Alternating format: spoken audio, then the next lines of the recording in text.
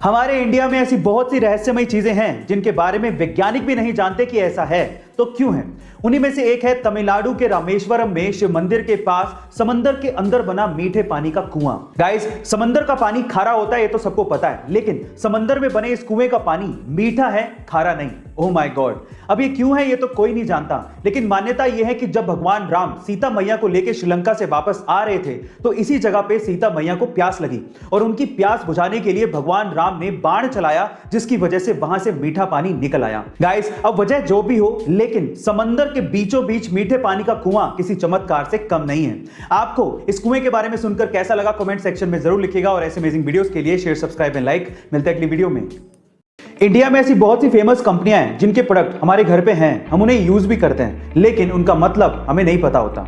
जैसे कि MDH मसाले बहुत से किचन में मिल जाएंगे, लेकिन क्या आपको MDH का मतलब पता है? चलिए मैं आपको बताता हूं। MDH का मतलब है महाशया दी हट्टी।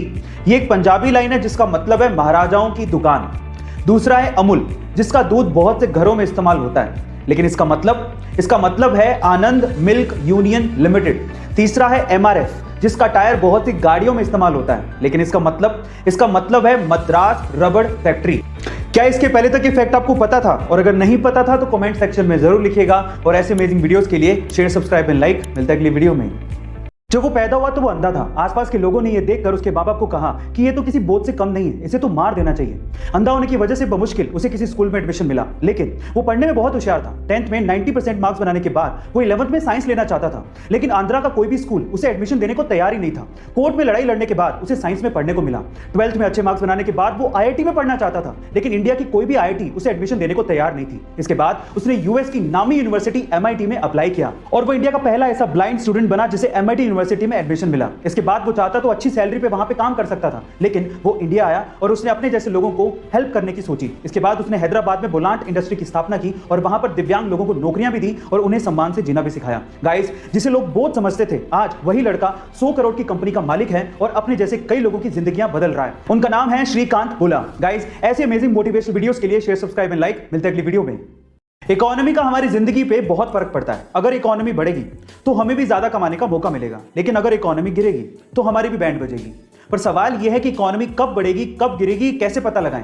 तो देखिए, इसके बहुत सारे तरीके हैं। उसमें से एक तरीका है MUI, मेंस अंडरवियर इंडेक्स। अब आप लोग कहेंगे कि मैं कैसी बातें कर रहा हूं, लेकिन सन 2007-8 के रिसेशन से पहले फॉर्मर फेड चेयरमैन ने भी इसी का इस्तेमाल किया था। अब ये क्या है, सिंपल शब्दों में समझिए।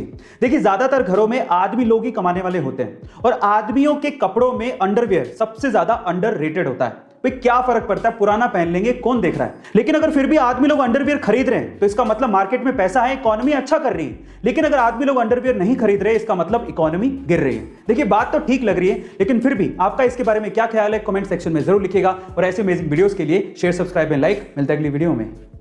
जब कुछ कर गुजरने की चाह हो तो रास्ते के कांटे कभी मायने नहीं रखते। कुछ ऐसी कहानी है महाराष्ट्र से दिल्ली आए लक्ष्मण राव जी की, जो कि लेखक बनना चाहते थे, लेकिन पैसों की कमी की वजह से उन्होंने चाय बेचना शुरू किया। जब आमदनी ठीक ठाक होने लगी तो उन्होंने पढ़ना लिखना फिर से शुरू किया। 37 की उम्र में उन्होंने 12वीं क्लास पास की, 50 की उम्र में उन्होंने BA किया और 63 की उम्र में उन्होंने MA किया। इसी दौरान उन्होंने बुक्स भी लिखी, लेकिन जब भी वो अपनी बुक लेके पब्लिशर के यहाँ पर जाते, उन्हें बाहर का रास्ता दिखा दिया जाता, लेकिन उन्होंने हिम्मत नहीं हारी, बुक को छापने के रास्ते खुद से निकाले और आज वो 25 से ज्यादा किताबें लिख चुके हैं और उनकी किताबें फ्लिपकार्ट, अमेज़न जैसी साइट्स पर बिकती हैं। लंदन और अमेरिका के बहुत से बड़े अखबारों में, इवन BBC तक में उनके आर्टिकल छपे हैं। आज लक्ष्मण जी को लोग चाय वाला कह के नहीं बल्कि लेखक जी कह के बुलाते हैं। आपको इनकी कहानी सुन के कैसा लगा कमेंट सेक्शन में जरूर लिखिएगा और ऐसे अमेजिंग वीडियोस के लिए शेयर, सब्सक्राइब एंड लाइक। मिलते हैं अगली वीडियो में।